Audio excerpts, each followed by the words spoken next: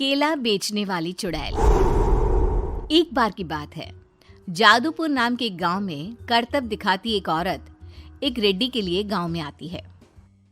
आइए आइए मेहरबान कदरदान, खाइए रोहड़ा के ताजे ताजे केले। कभी खाए नहीं होंगे ऐसे केले, पीले पीले केले खाइए।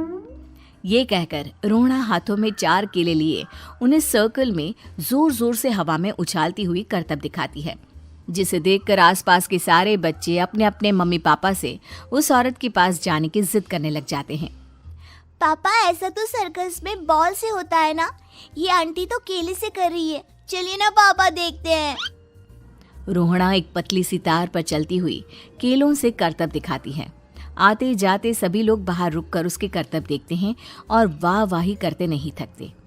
जैसे ही एक आदमी पास आकर उसे पैसे देने लग जाता है, तब वो कहती है, अरे नहीं नहीं साहब, मैं करतब तो बच्चों के मन को बहलाने के लिए करती हूँ। धंधा तो मेरा केले का है। पीछे देखो मेरी रिड्डी, जो भी मेरे केले खाएगा मेरी तरह चुस्त दुरुस्त और तंदुरुस्त हो जाएगा। पता चलता है क्या कि मेरी उम्र 55 की है। अरे पर ऐसे ठंड के मौसम में कोई केला क्यों खाएगा? ये ऐसे वैसे केले नहीं है साहब, ये शरीर में गर्मी देते हैं। ठंड को दूर भगाए जो भी रोहिणा के केले खाए। पापा, अगर मुझे केले नहीं मिले तो मैं घर नहीं जाऊंगी। तभी उसके पापा कहते हैं कि बेटा, केले ठंड में कभी गर्मी नहीं देते। ये सब कहने की बातें हैं, सामान बेचने का तरीका है इनका। पर पिंकी नहीं मानती। मैं केले खाऊंगी। पिंकी की जिद के आगे नत्थू हार जाता है और उसे केले खरीद कर दे देता है। पिंकी खुश होकर केले घर ले आकर खाती है। अब मैं भी करतब करूंगी, कितना मजा आएगा। जादुई केले। पिंकी पहला केला खत्म भी नहीं करती कि वो बेहोश हो जाती है। दूसरे केले से एक काला धुआं आता है और रोहड़ा चुड़ैल बनकर बाहर निकल आती है। मेरे भूतिया केले बच्चे न खाए, ऐसा हो ही नहीं सकता। जादूपुर वालों, कब तक बचोगे? आ गई हूं मैं रोहड़ा, जिसका कोई नहीं कर सकता सामना। रोहड़ा पिंकी को गोद में उठाकर काले धुएं में कहीं गायब हो जाती है। शाम के वक्त नत्थू घर लौटता है और पिंकी को घर में ना पाकर उसकी माँ से कहता है, माँ पिंकी कहाँ है? अरे बेटा, उसे तो तू सुबह करतब दिखाने ले गया था ना, फिर कहाँ वापस आए तुम दोनों? मुझे लगा तू उसे अपने साथ मंडी ले गया होगा। हे भगवान, मेरी बच्ची कहाँ गई? मैं उसे घर ही तो छोड़कर गया था माँ। नत्थू गांव के घर कोने में अपनी बेटी को ढूंढता है, पर उसे वो कहीं नहीं मिलती। परेशान होकर आके रो रो कर नत्थू हिम्मत हार कर घर लौट आता है। अगली सुबह रोहड़ा फिर से करतब दिखाने आती है और इस बार पिंकी की तरह रोनी केले खरीद लेता है। 50 रुपए दिए थे पापा ने, सारे पैसों के मैंने केले खरीद लिए हैं। अब मैं भी आंटी की तरह ही करतबबाज बन जाऊंगा।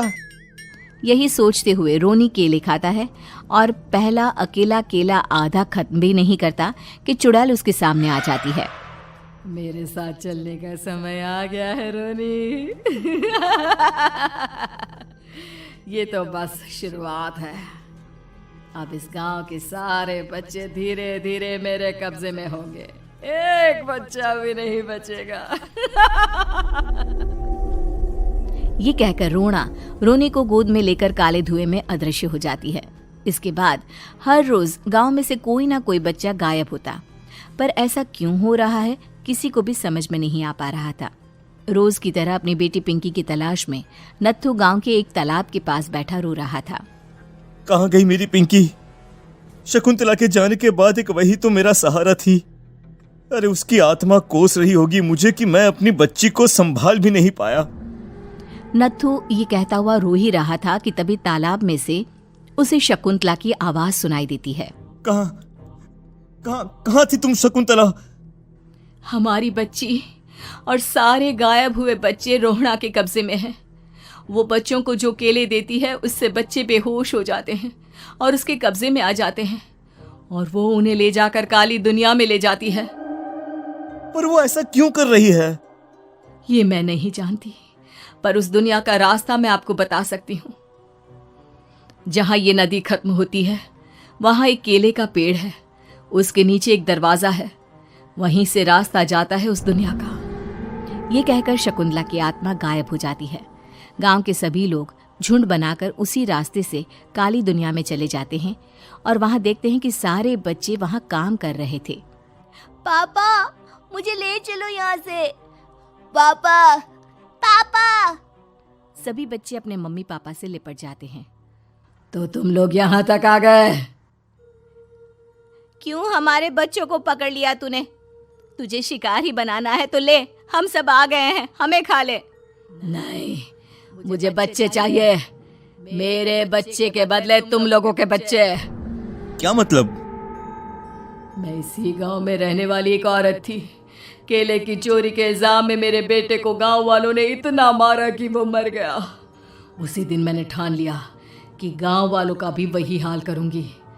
कुछ दिन बाद बेटे के चले जाने के दुख में मैं भी मर गई और मेरी भटकती आत्मा एक चुड़ैल बन गई। और फिर मैंने बदला लिया तुम सबके बच्चे छीनकर। बर्दाश्त नहीं कर पाए ना, सोचो मुझ पर क्या बीती होगी। हमें माफ कर दो रोना, पता नहीं ये किसकी गलती थी पर हम सभी माफी मांगते हैं। हमारी खुशियां लौटा दो, तुम भी तो एक माँ हो। गांव वालों की बात सुनकर रोना का मन पिघल जाता है और वो बच्चों को छोड़ देती है। उसके बाद काली दुनिया बच्चों के लिए जादुई दुनिया बन जाती है। अब कोई भी कभी भी वहां आ जा सकता था। ऐसे ही नया नया कार्टून वीडियो देखने के लिए लाइक सब्सक्राइब करना ना भूलें। तो चलिए लाइक कर दो, सब्सक्राइब जरूर करना।